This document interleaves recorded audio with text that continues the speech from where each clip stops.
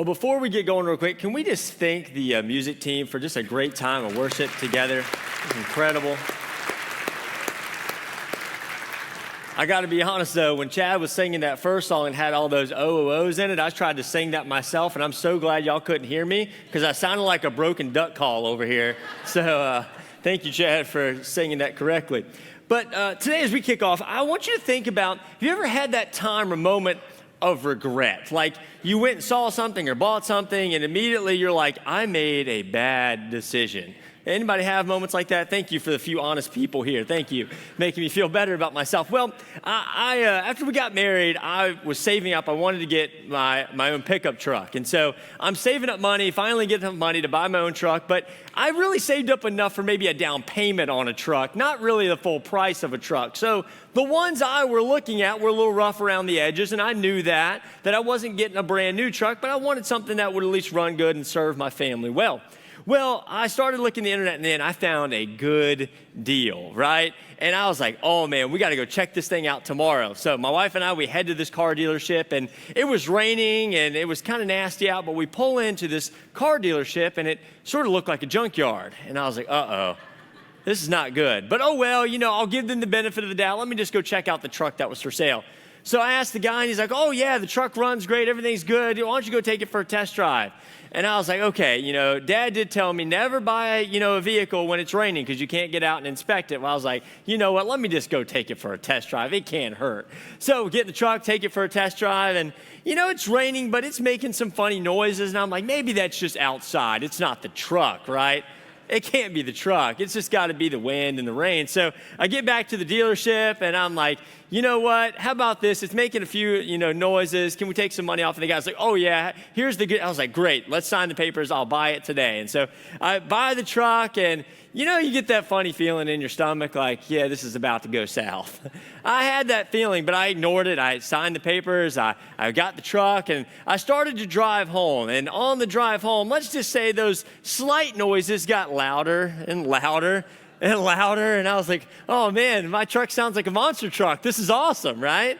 This is what, every guy dreams of. And so finally, I get closer to home, and it sounds like the wheels are going to fall off of this thing. And I'm like, okay, my buddy, he's a mechanic. Let me pull over at his house. I pull over at his house, open the hood, and I'm like, hey, man, it shouldn't need much, right? A little something. He goes, hey, man, I hate to tell you, this engine needs to be completely rebuilt. And I'm like, oh, no, maybe they'll take it back, And I was like, no, I already signed my life away. I know that's not the case. So I call the dealership back, and the guy's like, bring it back. It's probably something small. I was like, my mechanic says it needs a whole engine. And he's like, oh, no, it's fine. So I bring it back. Good thing I did sign the warranty paper, so that was good. He says, well, you're right. It does need to have an engine rebuild. Let's go ahead and fix it for you. It'll take about 4 weeks. And I'm like, 4 weeks? I just bought the truck. I need transportation. So he says he fixes it. Okay, everything's good. I come back 4 weeks. I pick it up. And I've noticed a few things are missing from the truck. And I'm like, maybe it's a give and take. They fix the engine. They take a few parts. I don't know how this works. So I get back home, and it's driving good for a few weeks. And I'm like, yeah, maybe my decision wasn't as bad as I thought. I'm good. Well, all of a sudden, I'm going down the driveway, and I noticed that as I press the gas, it makes another funny noise, and now it wouldn't shift gears. And I was like, oh, no. Look up under, transmission's making funny noise, take it to the mechanic. Sure enough, hey, you're going to need a new transmission. And I'm like, oh, no, I've bought the worst truck ever, right? So then I take it, get the transmission fixed, and my wife's like, guess what? We're selling it. And I was like, I couldn't agree more with you in this moment. There's a marriage unity right now happening in our household. The truck's got to go. So sold the truck. Whoever bought it, good luck to them, because at least it had a new engine and transmission at that point. But we all have had those moments, right? And I have learned a lot about vehicles since then and made a lot wiser choices. But we can all look back on our lives, and we see those moments and things, and we can realize that there were regret. Maybe we didn't think a decision through, or we didn't make the right choice, or we didn't have enough information to make the best decision possible. Whatever it may be, all of us have found ourselves in those moments because, like I said, we make so many decisions on a daily basis that it's hard to know which ones to choose or which way to go or what to do. But see, our decisions sometimes, if we're honest with ourselves, are heavily influenced by our emotions and our appetites. things that we want or things that we think that we need. Emotions and appetite often overrule our intelligence. And when we're looking back over our lives, we can see where our brain was completely checked out of the decision that we're making. And oftentimes, we can be the best at selling ourselves on a bad idea. Because you and I, we try to be honest with ourselves, but sometimes it's hard to be honest with ourselves in moments where we're faced with crucial decisions. And because of this today, we're going to talk about, over the next few moments together, how to become more wise in our decision making. And as we make decisions, hopefully the information that we'll learn today will give us the tools whenever we're approached with a decision to ask the things that we need to ask before making those big decisions in our lives. Now, if this is your first time to church today, let me just first say, like I did in welcome, thanks for being here today. I know how awkward it can be to walk into a church for the first time or watch online, so thank you for entrusting us with your church experience today. And I hope today, no matter where you're at or what decision that you're making, that you find something that's encouraging and helpful today as we study the Bible together. Because we've been in this series, Word of the Wise, where we're looking at the book of Proverbs. And the book of Proverbs in the Bible is all about finding the wisdom that we need in our everyday lives. And you and I, we go to all sort of things to get advice or to get information, to make decisions. But oftentimes we don't think that the Bible is applicable to those situations. But if you look through the Bible, it's full of helpful information and wisdom that we need, and no matter what we may be facing or what situations that we have in our lives. It's so full of wisdom that this book of the Bible is dedicated to helping us find wisdom, and through it is wisdom on relationships, wisdom in parenting, wisdoms in the way that we make our decisions, and wisdom of ways that we look at our future, all sorts of different things that this book addresses. And along with this, we've been challenged in this reading plan to read a book or a chapter of Proverbs a day. And I don't know if you have been going through that. My wife and I have been going through it, and I have loved going back to the book of Proverbs and reading it day by day and helping us with the decisions that we're faced with and that we're going through. And it's been really encouraging. And so I hope you've enjoyed that, and I hope you've enjoyed the 21 days of prayer, praying for these things that we need wisdom in and allowing God to speak to us in these times and seeking Him first. And so we've been talking about all different kinds of places in our lives that we can get wisdom over the last few weeks. And if you missed any of those, go back on our podcast. You can listen to all of those. But today, as we look through God's words in Proverbs and other books today, I want us just to take a moment, to slow down, to think about the decisions that we have at hand, and see the advice that God would give us as we approach these decisions in our lives. And so if you have a Bible today, we're going to open up to Proverbs chapter 14. Proverbs chapter 14, and we're going to look at verses 8 through 12. And there's some really good practical advice for all of us, no matter what decisions we may be faced with today. And so if you have a Bible, you can turn there. If not, we'll throw it up on the screens for you. And this is what it says. It says, the wisdom of the prudent is to give thought. Everybody say thought. Is to give thought to their ways, but the folly of fools is deception. Fools mock at making amends for sin, but goodwill is found among the upright. Each heart knows its own bitterness, and no one else can share its joy. The house of the wicked will be destroyed, but the tent of the upright will flourish. And here's how it ends. There is a way that appears to be right, but in the end leads to death. And so there's some great instruction in this one single passage here about how we should approach our decisions. And I loved how the writer started with this. They give thought to their ways.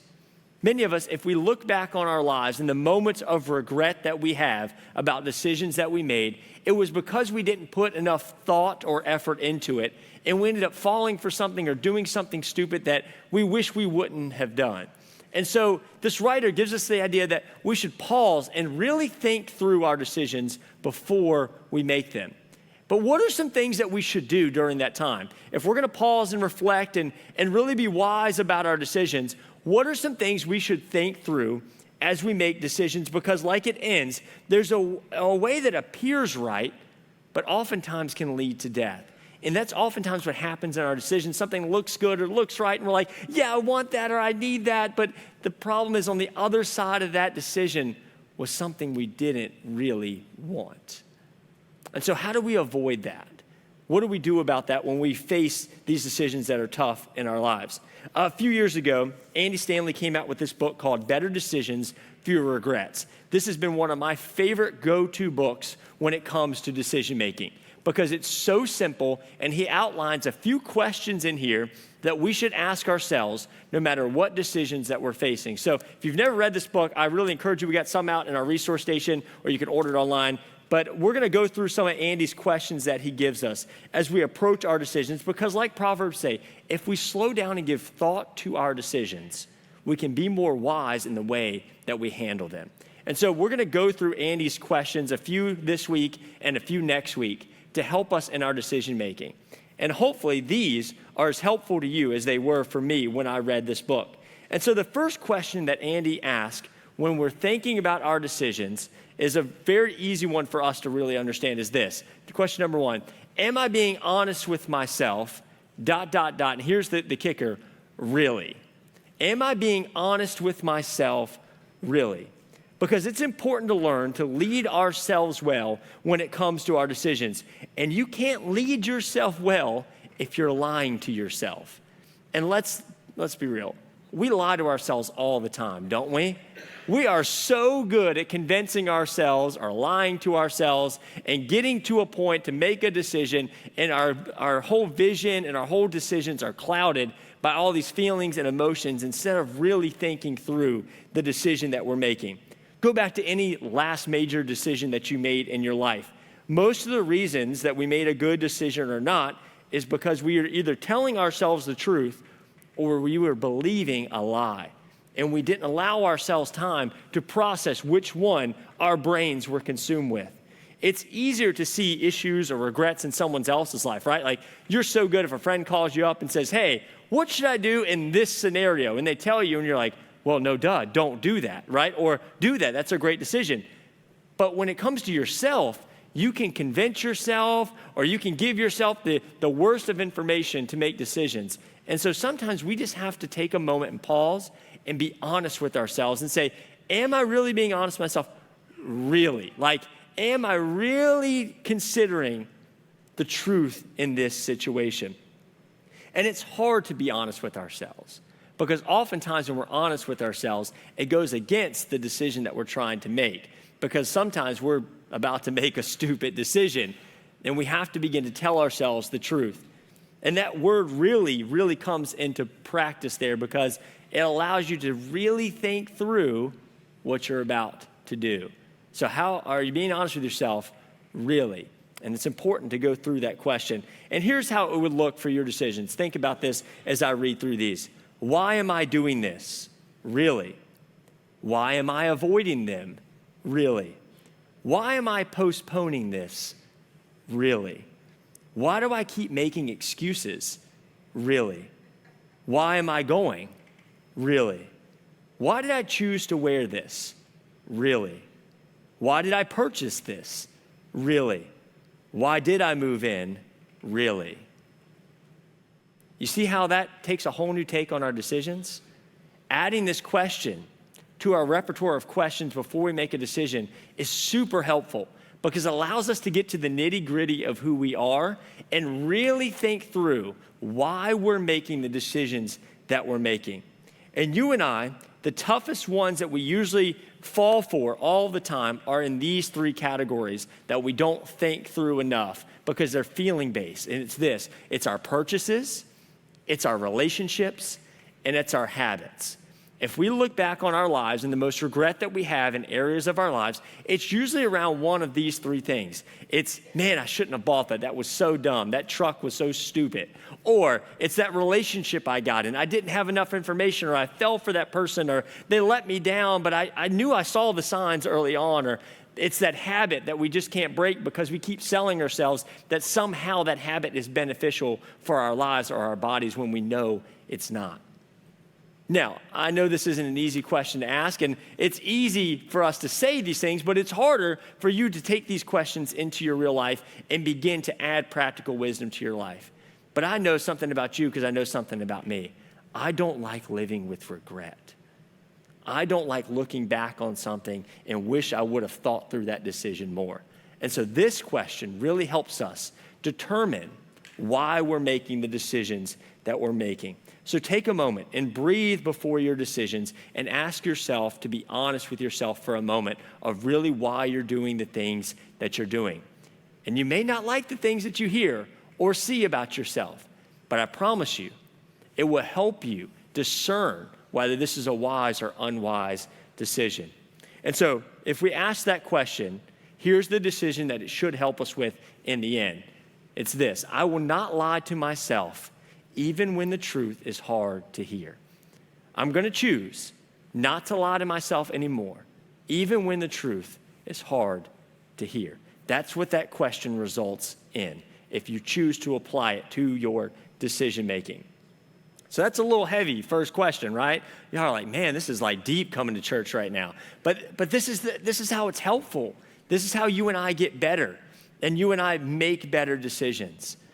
And then here's the next question we should ask to follow that question as we're going through making tough choices and challenges for our lives. Question number 2 is this: is there tension that deserves my attention? Is there tension that deserves my attention?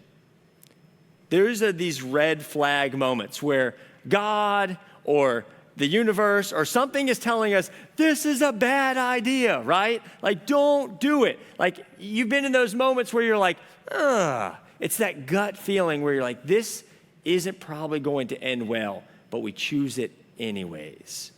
You ever had those moments where you have the conviction, you know something's off or not right, that you should explore more, but you do it anyways?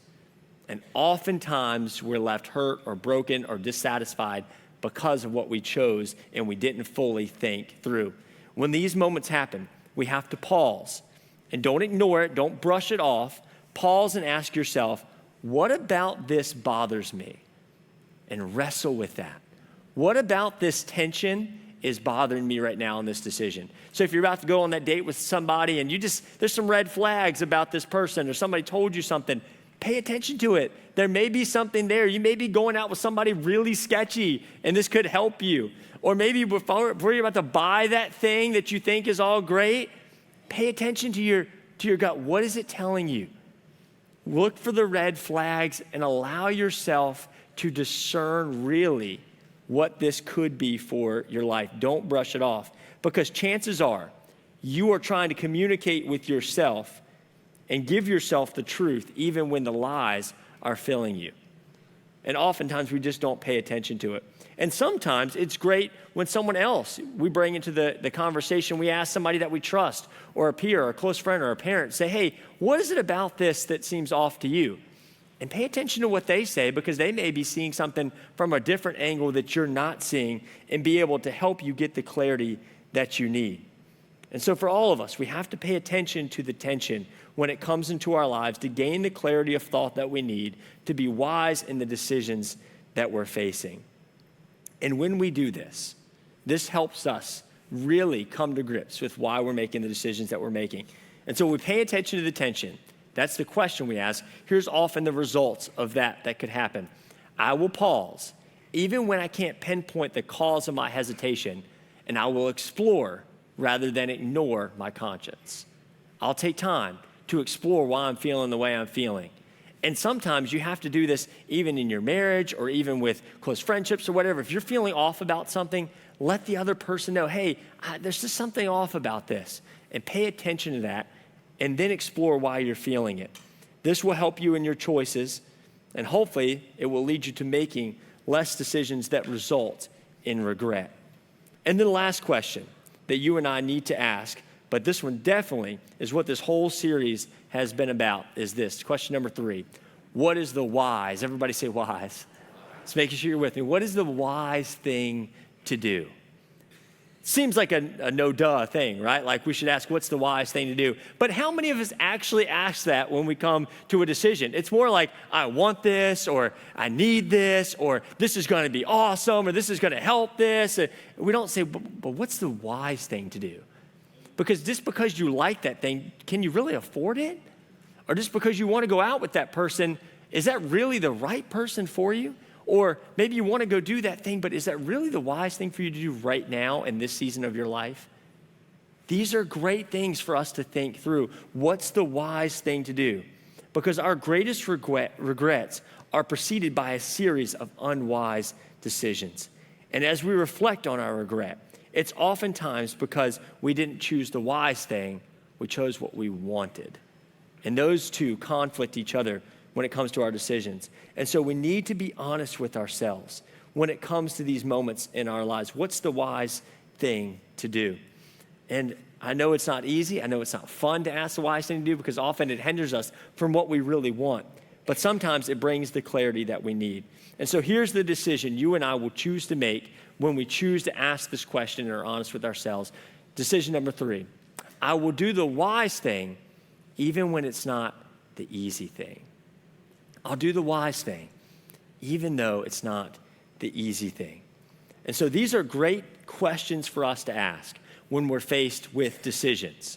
No matter what decisions that we're faced with, maybe it's a relational decision, maybe it's a work decision, maybe it's a friendship decision, maybe it's where you're gonna live or where you're gonna go to college or what you're gonna do with that parent or whatever it may be, whatever you're faced with, these are great questions for us to consider when it comes to any decision that we're about to make in our lives.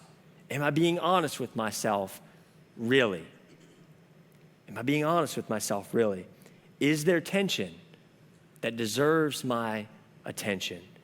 And then lastly, what's the wise thing to do? These are great questions for all of us to ask ourselves as we approach our decision making so that we can make the best decision for our lives, because we know this, that our decisions don't just affect us, do they? They affect those closest to us. And your decisions could help or hurt your family. Your decisions could help or hurt your friends. Your decisions could help or hurt your future. And so it's important for us to take the time to seek the clarity that we need when it comes to making wise decisions. Now, the best piece of advice that I think is throughout the Bible when it comes to decision making is found from the Apostle Paul. He's a writer of much of our New Testament, and he tells us this instruction when he's writing to this church in Ephesus. And he's telling them some ways to live that are better than the ways that they're choosing right now. And I want you to listen to the instruction that Paul gives to this early church. And I think it's great things for us to think about today as we consider our decisions. It's found in Ephesians 5, 15 through 16. It says this. It says, be very careful then how you live, not as unwise, but as wise, making the most of every opportunity because the days are evil. I think this is an incredible passage for us when it comes to our decisions and what we're faced with on a daily basis. Be careful. Take time. Think through your decisions, not as someone who's unwise, but as someone who is wise. And how does he say we be wise? He says, by making the most of every opportunity because the days are evil. And I think you and I, we have so many opportunities, so many decisions to make. We have to choose in the midst of, maybe they seem like small decisions or maybe they seem like big decisions, but taking moments to breathe and think through our decisions. The way that we be wise in that is to make the most of every opportunity, every choice that we're given, of how it's going to either lead us to a better life or it's going to lead us to regret. And so think through the decisions that you're making. Use those questions as a guide to help you navigate the choices that you have in your life. I know they've been helpful for me, and hopefully they can continue to be helpful for you as you go through and make better decisions for your life. Now, how does this actually apply to our lives? What does this look like when we actually put it into practice? Because I know some decisions right now are easy for you to make. You don't need much thought behind them. But I know for a lot of you that there's some big decisions that you're making right now in your life. And yeah, these questions may be helpful, but at the end of the day, you still have a big decision to make. And I don't know what that looks like for you today, but I know that you're trying to figure out or discern what it is that you need to move forward. And so for me, the whole reason this series started was because my mom was faced with a really big decision not too long ago. I was on the phone talking with her one evening, and as I'm sharing and talking with her, she tells me that she has to make some tough decisions for her dad, which is my grandfather. He had been diagnosed with dementia, and he was struggling mentally, and it was getting worse and worse. And I know my mom, she wants to do right. She's like the kindest, nicest person you'll ever meet. And she always wants to do right by everybody. She just has the biggest heart for people. And so when it came to somebody so close to her in her life and trying to figure out what to do with him, or, how to get home care, or how she could take care of him, or how maybe he needed more than what she could offer. And so looking at nursing home options and all the stuff in the matter of days, trying to figure out these big decisions that she had to make, but watching someone that she knew not be that same person anymore. And so I would just listen to her on the phone, and she'd be like, Trey, I don't know what to do. This is so hard. I don't know what decision to make. I'm at the hospital, and I'm trying to figure all these things out, and this is not the way I saw this going. I thought this was going to be this way, but it's this way. And I'm just listening to my mom process out loud what she's feeling and going through. And it broke my heart, because at the end of the day, I wanted just to help her and make a decision for her so she didn't have to go through this. But I knew at the same time that wasn't the answer, that she had to seek God. She had to find the right answers for herself. And so over the course of a few days, my mom had some really tough decisions to make. But I remember listening to her pray and seek God to find the wisdom that she needed. I remember her coming to us as a family and saying, hey guys, what do you think about this? And us as a family rallying around and helping her and discussing things to see all the options out there. I remember hearing in her voice times of frustration and fear about what she was going to do. And so what do we do in those moments? It gets hard, right? Because like I said, our decisions don't just affect us, they affect those around us. And so as I watched my mom make some of these really tough decisions, it got me thinking about, man, we all need wisdom.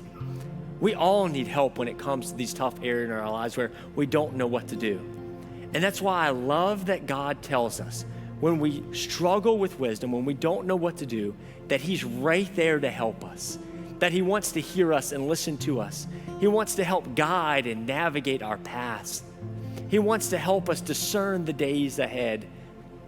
And yeah, it's still up to us to make these tough choices and decisions that we never knew that we'd have to make. But the great thing is that we have a God in heaven who loves and cares about every detail of our lives, that He's willing to listen to us and help us. And it was so cool as my mom began to pray and as my mom began to talk to us, and as we had these tough moments and I watched her choose this and choose that, God opened up this door or opened up that door, and she just began to seek God. And I know it was hard for her. I know it's still hard for her to look back on those decisions, but I think she can know that she gave it her all, that she did her best to seek God. She did her best to ask for wise counsel. She did her best so that she can make the best decision for somebody else that she cared about. Those moments are never easy, but I do know this, is that we're not in it alone. Yeah, these are great questions for us to ask, and we should ask them because these help give us clarity. But then we need to take that clarity and say, God, I need your help. I don't know what to do. God, I'm faced with a decision I never knew I'd be faced with. And sometimes our difficult decisions need divine guidance. And that's what God declares that He wants to give each and every one of us. And that's why we've been in this 21 days of prayer, to teach us and show us how to seek God, that we can go to Him in prayer and conversation like we can go to a friend. And the promise is that when we go to Him, that He hears us, that He loves us, and that He's there for us, no matter what or how hard our decisions may be. And so today, whatever decision you may be struggling with, whatever decision you may be wrestling with, wherever you feel like maybe there's regret or frustration, God knows it, and He's there for you. And I love the song that the band sang in the beginning, talking about peace, because the Bible teaches us that there's a peace that God gives us that surpasses all knowledge and understanding. That when we're at our wits' end, when we don't understand what to do, that God's peace can surround us, and we can know that He's there with us and for us as we face our toughest challenges. And so I've asked the band to come back out for the next few moments, and I just want you to take a moment between you and God, because no speech or no person can help you discern these things. Only God can. And so I just want to give you room for that today. I want to give you room just to maybe sit in your chair and pray, or maybe just stare at the wall and think for a minute about the questions that we went through. Or maybe for you, it's going to one of the boards in the back and writing out your prayer of what you need, whatever it looks like for you. Or maybe if you're online, jump in the chat and put your prayer out there for somebody else to be praying with you and for you. I don't know what it looks like for you, but I just want to give you that time and space to do that today as we close out our service together. And so I'm going to pray for you. And then I just want you to maybe listen to the lyrics of the song, maybe stand and sing, whatever you want to do. I just want to give you the time to do that with God so that he can help you with whatever it is that you're facing today. And as we seek him, may we know that he cares and loves us where we're at. Let's pray together. Jesus, I thank you so much, God, that you're not a God who's far off and removed, that God, you're right here with us. God, that you hear us and understand us and know us better than we know ourselves. And God, today where there's confusion, where there's fear, where there's just a lack of clarity, God, I just pray for a moment that we would seek you. And God, that we would find the peace, the guidance, the direction that we need to continue to make the tough choices that we have ahead. God, I thank you for your word, that it shows us, God, that when we give thought to things, that God, we can find wisdom in you. And so, God, we just slow down for a moment from all of our busyness and all of our things that we have, and we just choose to seek you. And God, in the next few moments, I just pray that you help us, that you guide us, that you show us a better way. Thank you for being the God that you are. We love you, we praise you, and we ask for your peace in this next few moments together. And it's in Jesus' name we pray. Amen.